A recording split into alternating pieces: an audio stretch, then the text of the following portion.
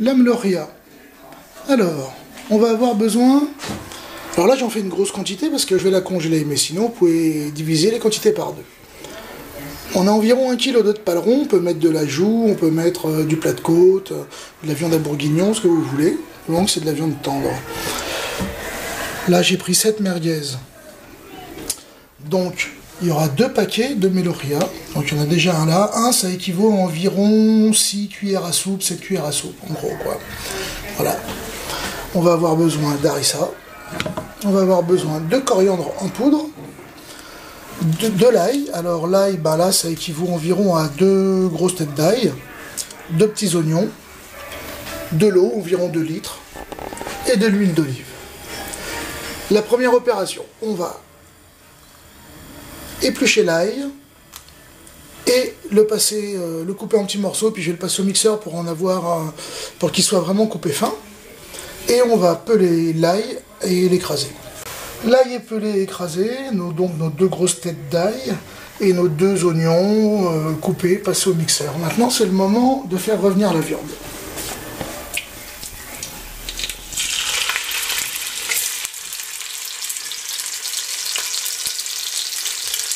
La viande est bien revenue, c'est le moment de la sortir de la casserole. On va la réserver quelques instants.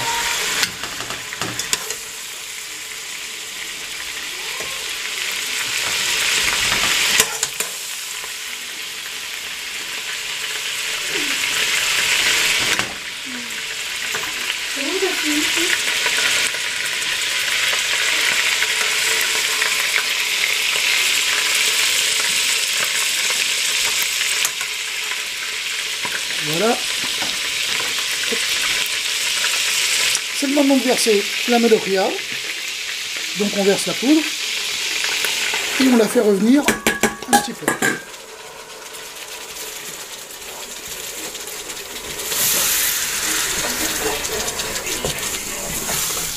On fait bien revenir la poudre.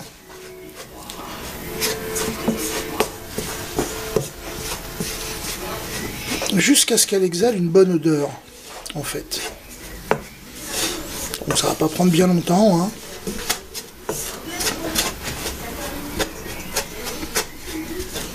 Voilà, là ça commence à sentir bon. Là ça commence à sentir très bon. Donc c'est le moment de la sortir du feu. On a fait revenir notre poudre de meloria, on a réservé la viande. Voilà, maintenant on va rajouter notre oignon.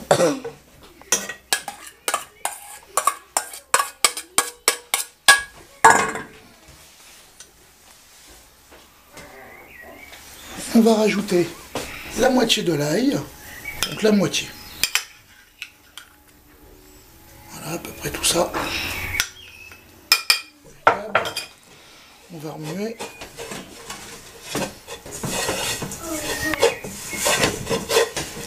On va rajouter la viande.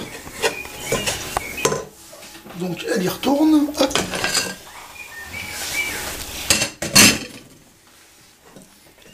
Voilà, impeccable. Et on va rajouter l'équivalent d'un bon 1,5 litre, 2 litres d'eau. On rajoute l'eau. Donc là, il y a à peu près 2 litres d'eau.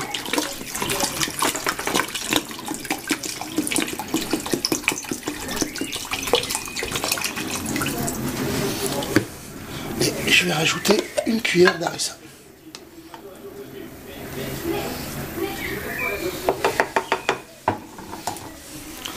On remue tout ça de nouveau.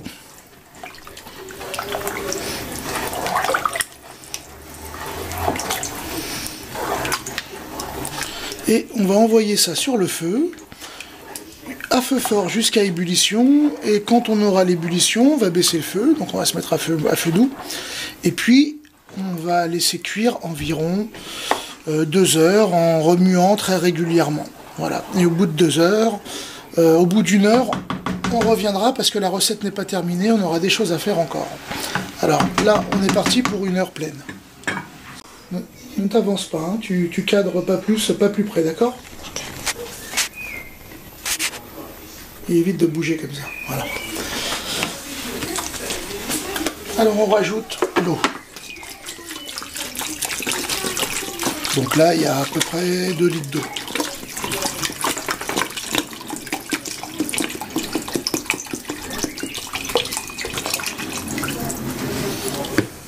Et je vais rajouter une cuillère d'harissa.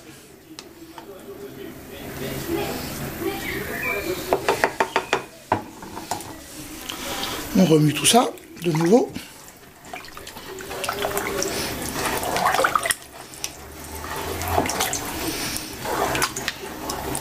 Et on va envoyer ça sur le feu, à feu fort jusqu'à ébullition. Et quand on aura l'ébullition, on va baisser le feu. Donc on va se mettre à feu doux. Et puis, on va laisser cuire environ 2 heures en remuant très régulièrement. Voilà. Et au bout de 2 heures, au bout d'1 heure, on reviendra parce que la recette n'est pas terminée. On aura des choses à faire encore. Alors là, on est parti pour 1 heure pleine.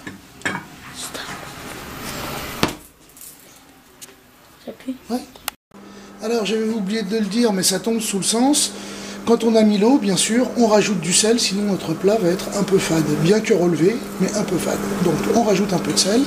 Pendant que la meloria commence à cuire, eh bien je vais faire griller mes merguez au four de façon à ce qu'elles rendent leur jus et donc pouvoir les ajouter à la fin, au bout d'1 heure de cuisson environ.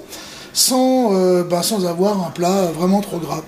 Pendant que nos merguez sont en train de griller au four et que notre meloria est en train de cuire, il me reste la moitié de l'ail pilé que je n'ai pas utilisé. Donc, je l'ai conservé exprès. Je vais y mélanger ma coriandre. Donc normalement, là, je devrais mettre 2 grosses cuillères de coriandre. J'en mets 1 et j'en mets 2. Et je vais mélanger tout ça afin d'obtenir une pâte. Cette pâte, on l'additionnera à la meloria d'ici 1 heure de cuisson avec les merguez. Voilà, ça fait 1 heure que notre meloria cuit. Donc, bien sûr, j'ai remué régulièrement. Donc maintenant, c'est le moment d'ajouter les merguez que j'ai découpées en moitié et que j'ai au préalablement fait griller au four de façon à ce qu'ils évacuent le surplus de gras. Donc je les ajoute, voilà. Hop. Et ça va être le moment d'ajouter notre mélange de pâte d'ail et de coriandre.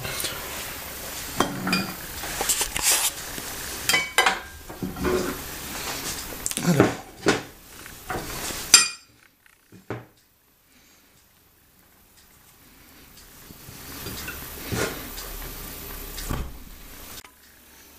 Deux heures de cuisson plus loin, la meloria est prête.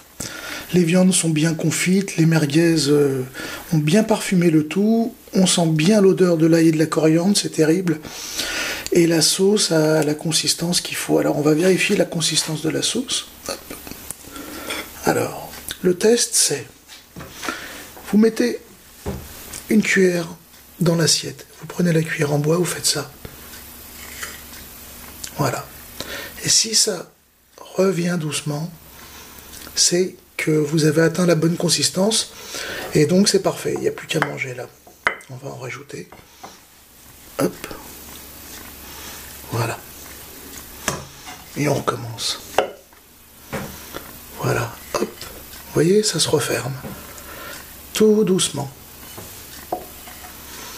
Donc là, la sauce, nickel. Il n'y a plus qu'à sortir une baguette de pain bien frais et d'attaquer, ça va être terrible. Eh bien, bon appétit.